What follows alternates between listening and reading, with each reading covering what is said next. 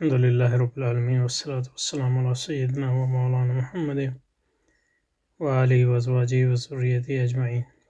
We are continuing a reading of Allama Iqbal's Reconstruction of Religious Thought in Islam. And in the last two sessions, we looked at the religious problem of this worldliness versus otherworldliness, and the philosophical problem of the nature of reality and our knowledge of that reality. And today we are going to do a bit more on the philosophical problem, but let me go through what we have done so far and then we'll take it from there.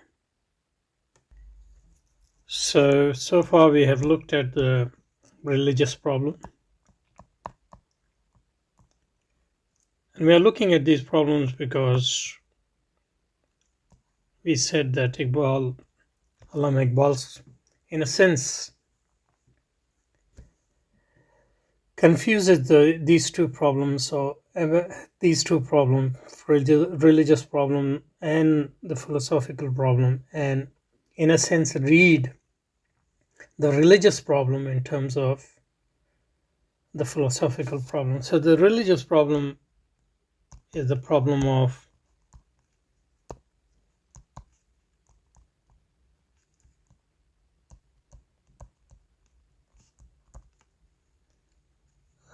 the status of this world and our life here.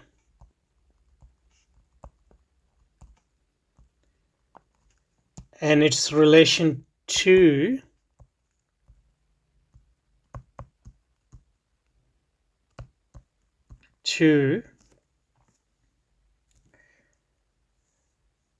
its relation to the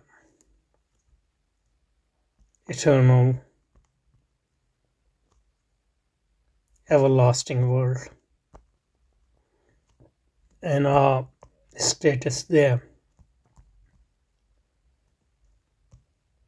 And practical implications for this reality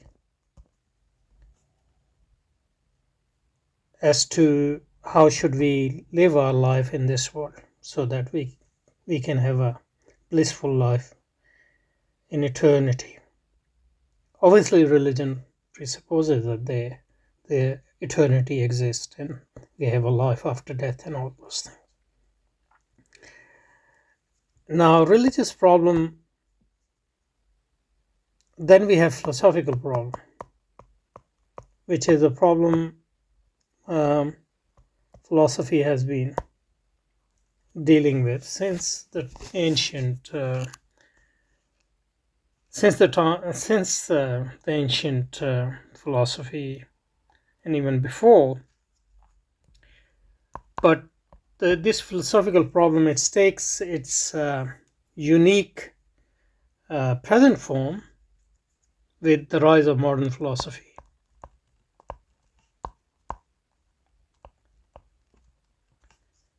And especially with Descartes. And we look at this philosophical problem last time. And philosophical problem consists of two questions: metaphysical problem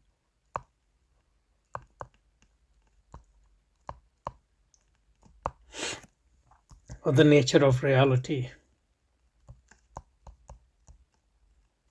and the epistemological problem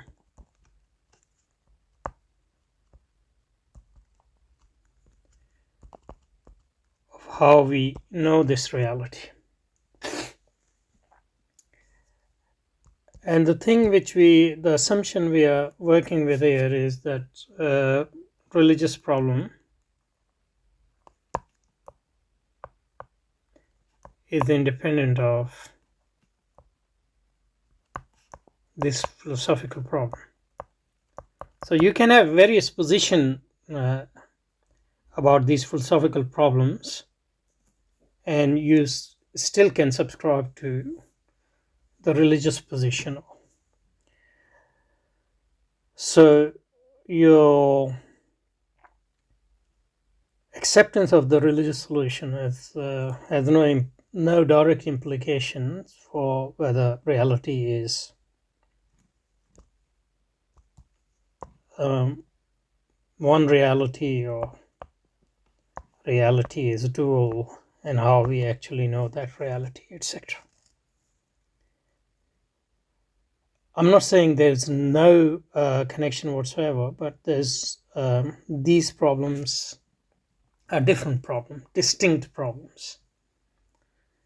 And what Allama Iqbal does is confuses this problem, and not just confuses these two problems, but also tries to read religious problem in terms of the philosophical problems in such a way that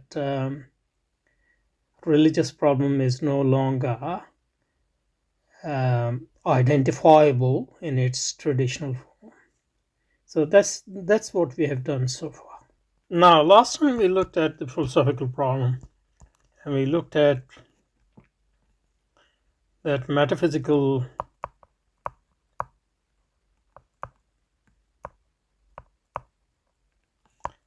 problem has at least two solutions within the modernist tradition. You can accept monism or materialism.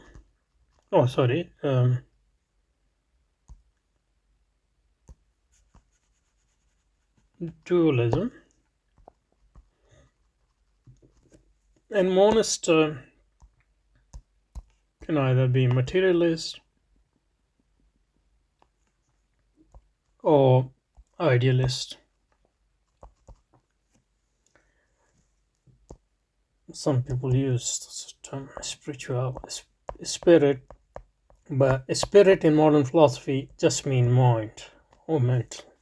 So that's why idealist and spiritualist in modern philosophy is the same thing. And then there's the other tradition is dualism. And dualism says that reality, there are two types of realities, material and mental or ideal, and they are irreducible to each other. So then both monism and dualism associated with them are various metaphysical problems as well as epistemological problems. For example, with dualism, they have the problem of the gulf between these two realities and how that gulf is bridged. And if these realities are irreducible to each other, then how can one reality know how one reality can know the other reality? For example, our mind, how can it know or access the material? And for monism, the various problem as well, both metaphysical and epistemological and metaphysical. One of the problem is how to explain the variety and multiplicity if every other reality has one nature, for example. How to obviously the multiplicity cannot be explained in terms of distinct realities. So how are you going to explain it? So how are we supposed to say that ideas and material world are basically made of the same stuff? So that's the problem for monism. Okay. Now we said that Allama Iqbal largely vis-a-vis these philosophical problems, it largely takes a broadly Hegelian position, at least in these lectures. And it's hard to understand Hegel's position without going through Kant's solution, because Hegel sort of radicalizes Kant's problematizes and then radicalizes Kant's solution. So we're going to briefly describe Kant's position and then Hegelian position, and the rubric through which we can easily one of the convenient rubric to understand Kant's and Hegel's position is, and especially Hegel's position, because we want to focus on Hegel, is the rubric of, or the concept of, idealism. So both Kant and Hegel are idealists, but they are different type of idealists.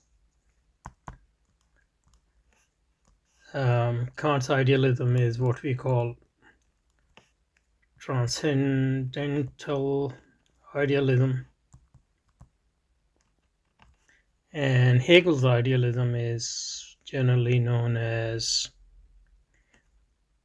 people call it absolute idealism.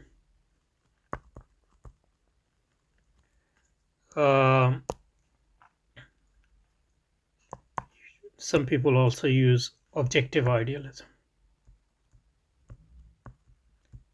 So absolute idealism is more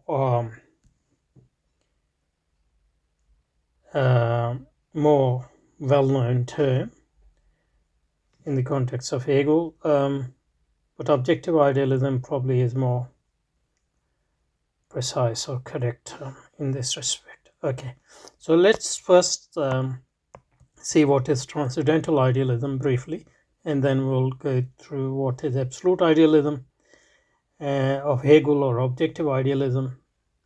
Once we know Hegel's position, then we'll go back to Iqbal's position, and we'll see how it. I think it will then become clear how he is reading, how he's a Hegelian, and how he's reading the religious problem, or reinterpreting the religious problem in terms of Hegelianism.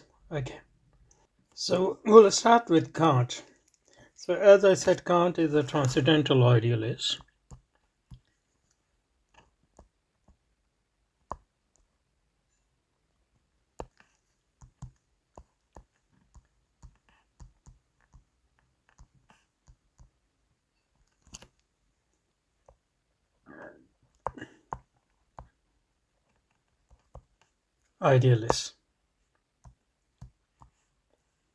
And in a sense, we can say that one way of reading Kant is that he synthesizes two traditions within modern philosophy.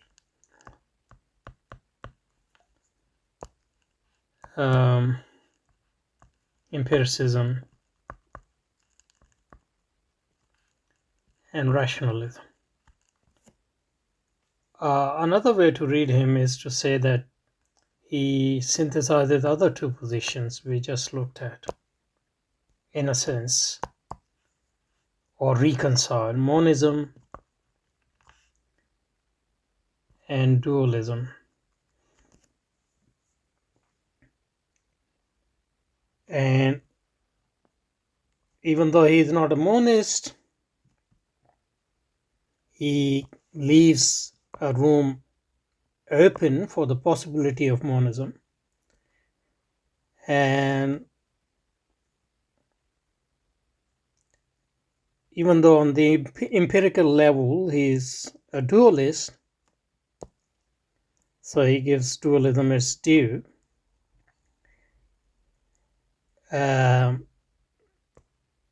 he, through his transcendental idealism, in a way I'll just explain, he also, as I said, leave the room for the possibility that the reality beyond our experience might be just one reality.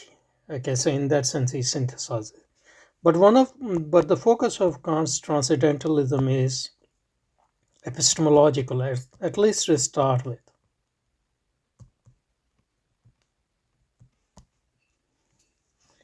Because as Kant says somewhere, I think in his critique of pure reason, that it is a scandal of philosophy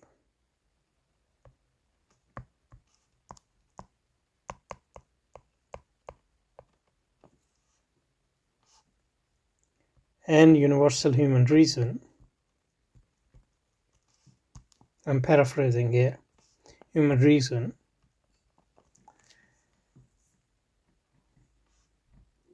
that we don't have a proof of the external world.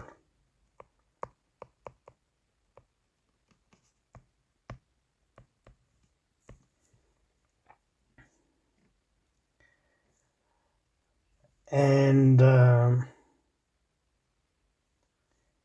when he was saying this, what he was referring to was Descartes'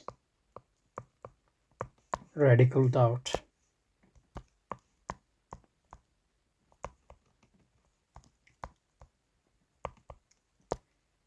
And the epistemological gulf and the epistemological problems raised in the wake of Descartes' dualism.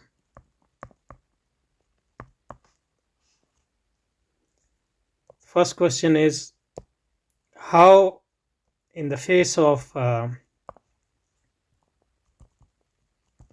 radical doubt, we can philosophically prove beyond doubt the existence of the external world. And at the same time, how we can make sure that in the face of Cartesian and common sense dualism, we are able to explain persuasively that mind can know the matter or the external world, so to speak. While solving these problems,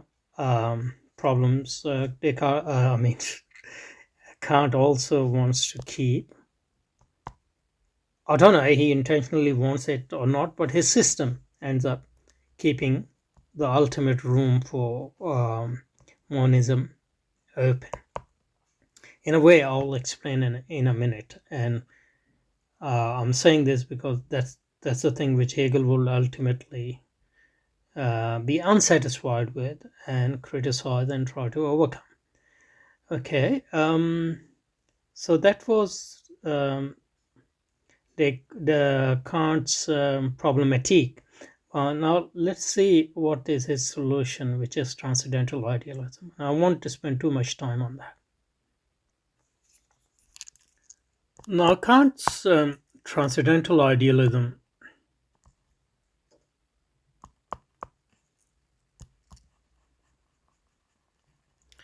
Transcendental idealism.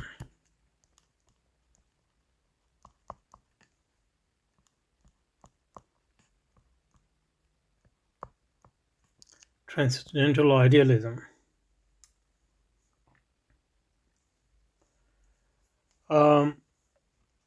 is based on the insight,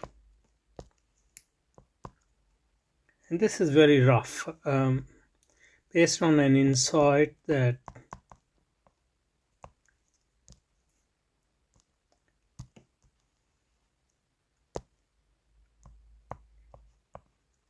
our experience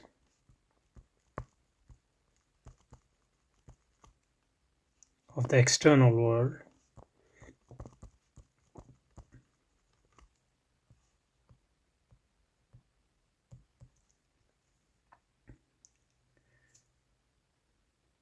and obviously as well also our experience of internal world, so experience in general consists of or constituted of two elements.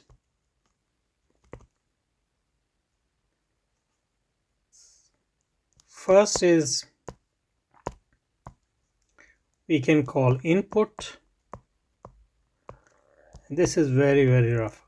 The second is output. and not precise, but that's all we can do at this point. Input and output.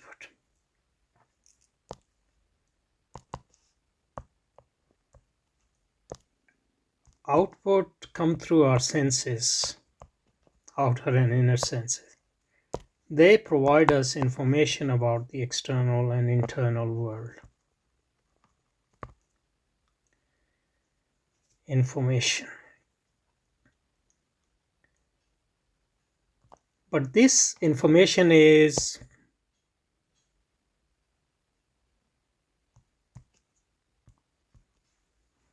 coming from all directions, okay, and through different senses. This information is manifold.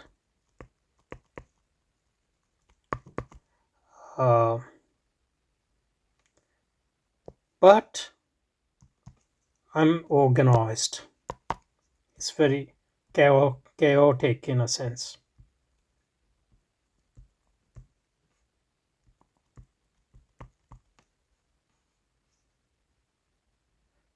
So this information is coming from all sides through different senses, and there's a multiplicity of information, but it is unorganized. It requires organization. So this information is not knowledge at all. It's just raw, unorganized, chaotic information. And this information is organized at different level, and that's the input by our mind. So our mind organizes first. This information goes through inner concepts. They are not concepts, but space and time, which are provided by our mind. And after that, they go through the categories of understanding. So those categories or concepts of mind organize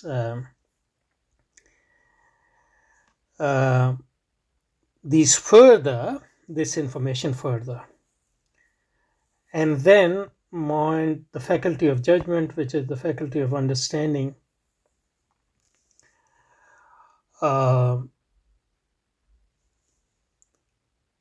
judge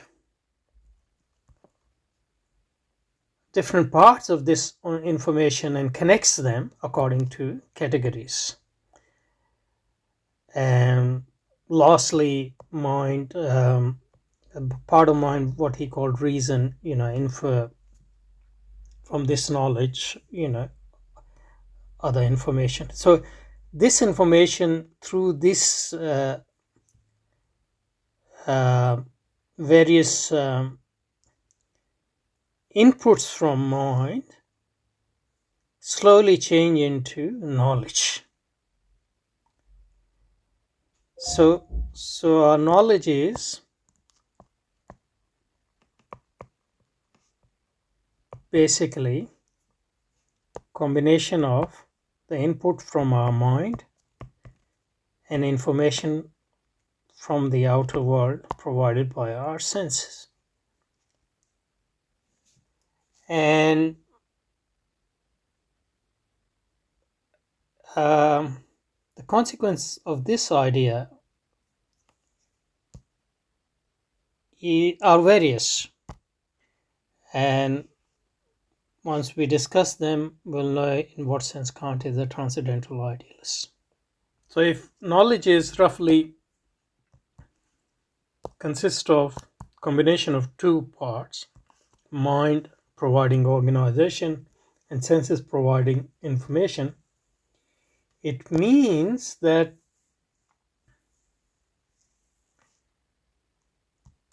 objective world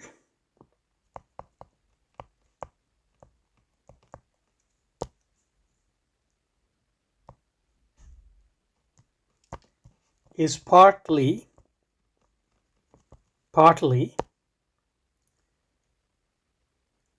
constructed by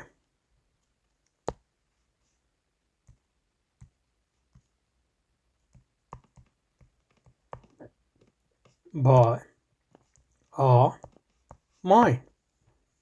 Because if knowledge of the objective world, so information is coming, that's coming from outside. We are not making it up. So in that sense, there is an objective world. But since that information needs organization, that organization is provided by our mind. So the constructions of what our mind provides can't be part of the objective world. So our knowledge of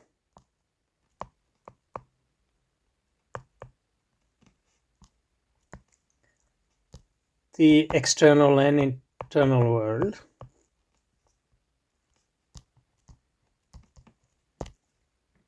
is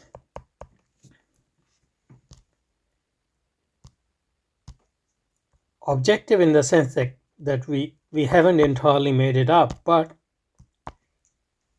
it is not the knowledge of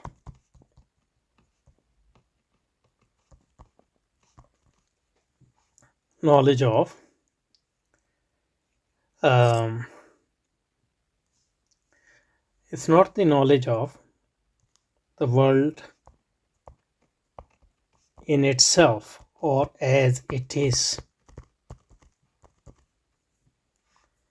So the tree I'm seeing, obviously it's not the construction of my mind, because senses are providing me with the information of the tree, and to that extent it's objective. It's not a creation of my mind or subjectivity. But since I cannot know that tree unless that information goes through the pure intuitions of space and time, and then categories of mind, and then judgment of mind, and then principles of reasons, etc., it means that I will never be able to know the tree as it is, because in order to know that tree, I would have to subtract everything my mind is putting in as an input. But if I do that, then I don't have any knowledge, because that information which is coming through senses is basically chaotic and unorganized. It doesn't say anything to me at all in itself.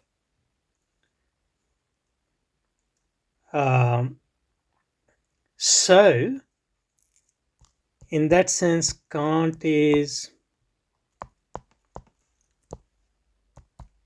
idealist to the extent that he says our mind is partly responsible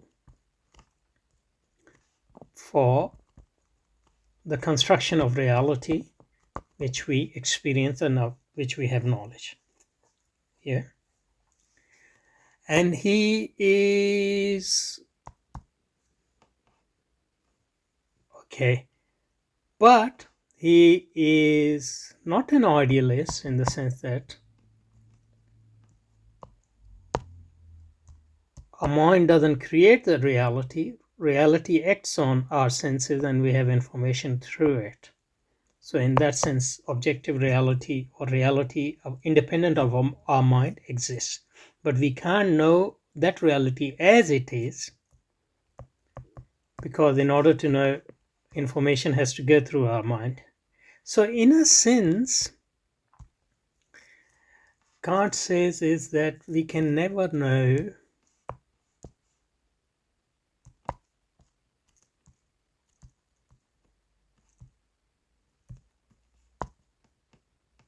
reality in itself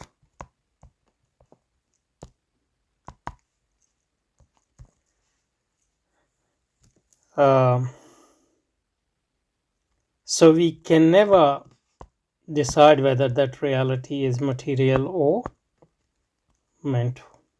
So in that sense, he keeps the window or the possibility open for whether the reality is mental or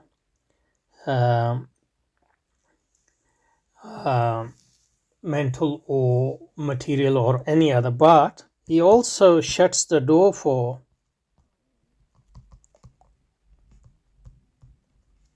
any speculation about the nature of reality apart from the objective reality which we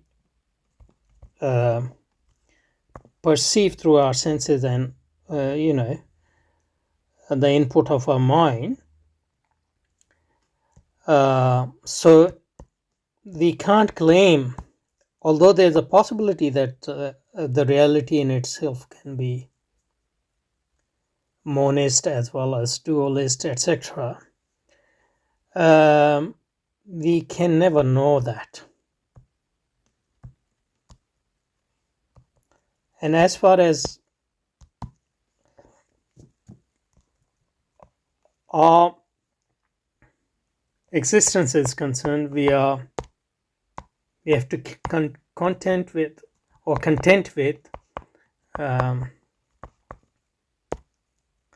the fact that there's a reality apart from us,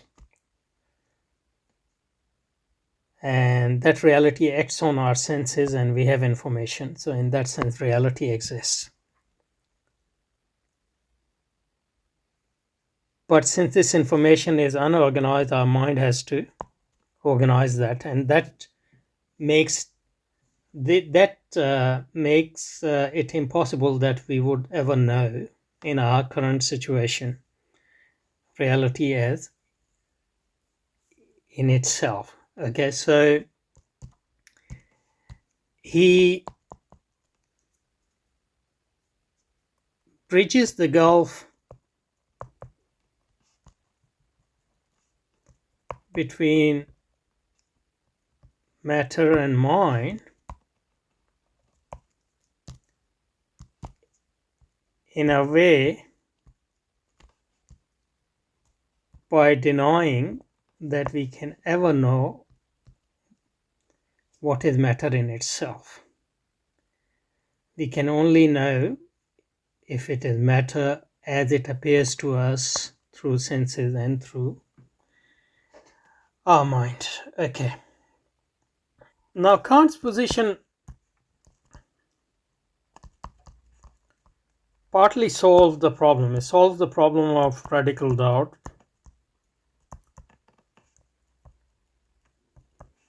because he's not concerned with proving the world beyond